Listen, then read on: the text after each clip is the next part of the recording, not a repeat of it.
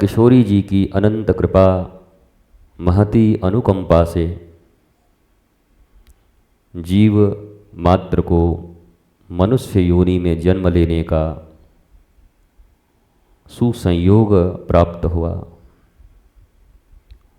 मनुष्य योनि में जन्म लेने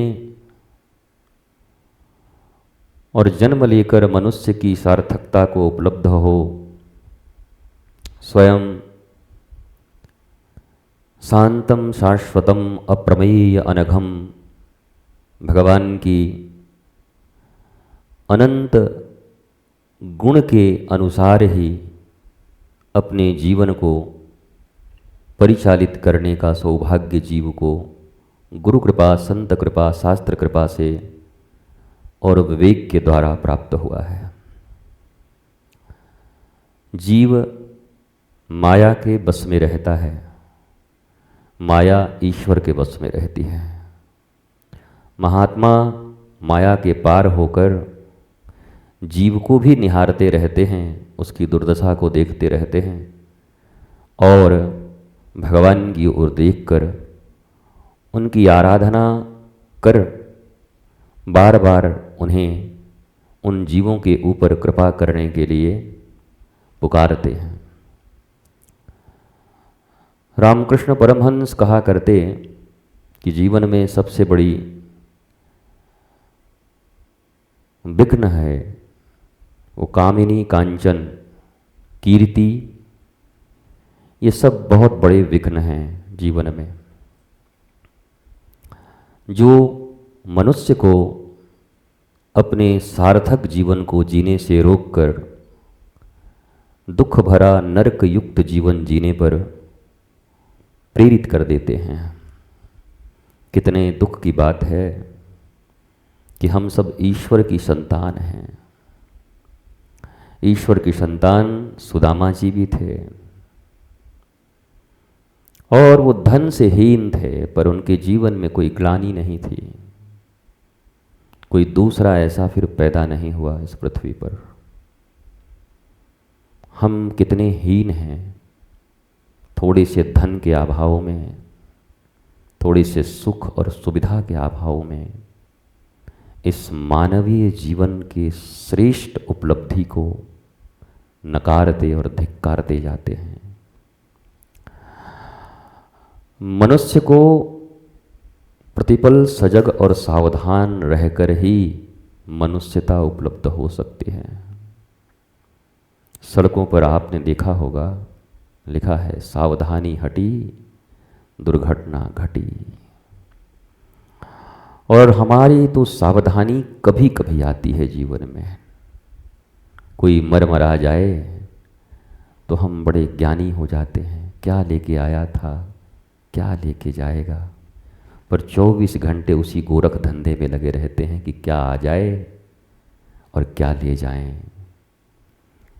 कोई धन, कोई यौवन, कोई प्रतिष्ठा, सब कहीं न कहीं माया के किसी न किसी रूप से प्रभावित हैं।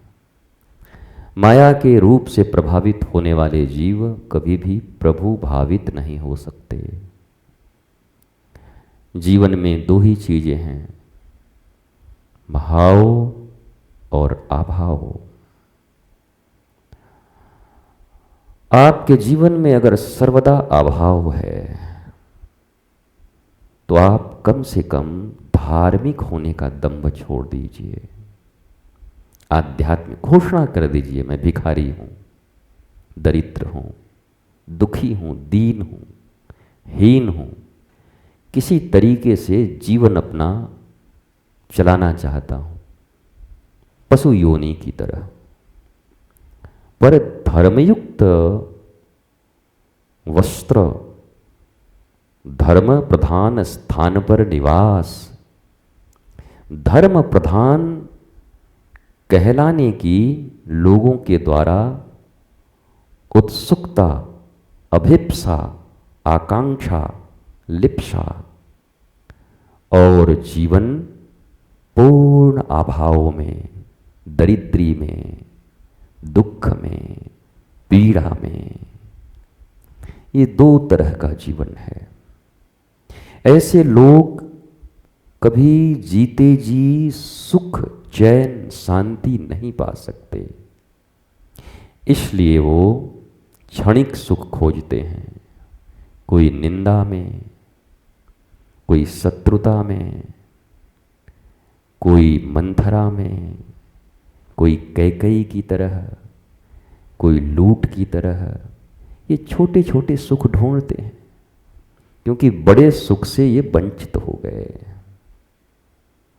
सकल अमंगल मूल निकंदन, उनके शरण का परित्याग कर दिया इन्होंने। भारतीय धर्मशास्त्र या दुनिया के किसी भी धर्मशास्त्र या धर्म तो एक ही है, हजार धर्म होते नहीं। उसका एक ही उद्देश्य है, मनुष्य को जागृत बना देना, सजग बना देना। आप चाहे किसी धर्म में हो, धर्म होता नहीं, एक ही होता है।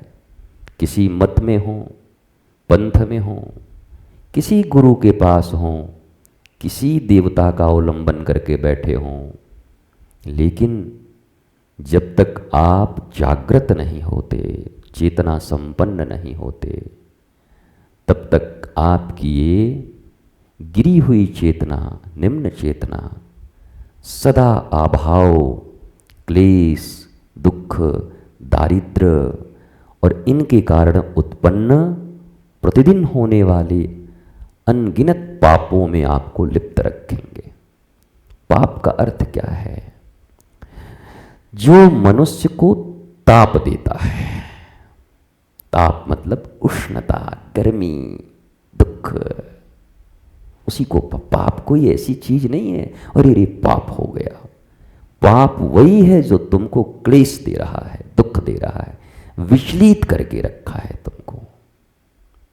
तुम पल भर भी शांत नहीं रह पाते।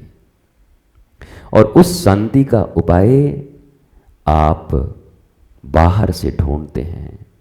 किसको पकड़ूं, किसको खाऊं, किसको पकाऊं, किसकी निंदा करूं, कैसे समय कटे।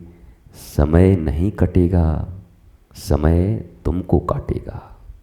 इस दुनिया में समय ने सबको काटा है, किसी ने समय नहीं काटा है। वक्त सबको धराशायी किया है, वक्त को कौन बिताएगा? वक्त हमें बिता रहा है धीरे धीरे। प्रति क्षण मृत्यु के करीब जा रहे हैं, पर लोभ, लालच, तिकड़म से दूर नहीं हो पा रहे हैं।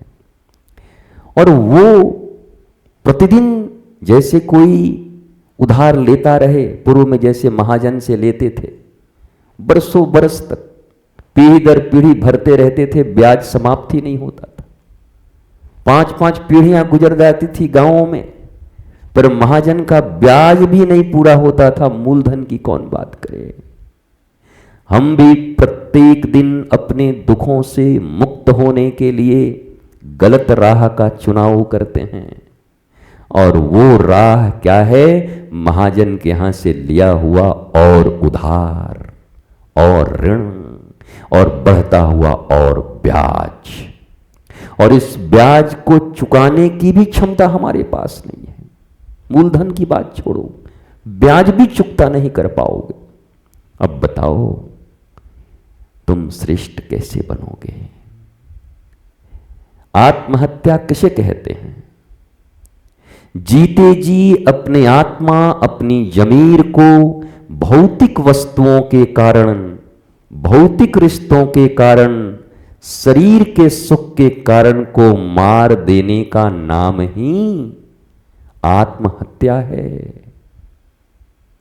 खुद को मार लेना, समाप्त कर लेना, जहर खा लेना, ये तो शरीर की हत्या है। कभी नहीं कहते इसको, कहते हैं क्या हुआ? देह त्याग कर दिया उन्होंने। क्या कहे? देहावसान। आत्मावसान नहीं कहते। क्या हुआ उस व्यक्ति का? देहावसान हो गया, देह का अवसान हो गया। आत्मा तो तुम जीते जी ही मार के बैठे हो।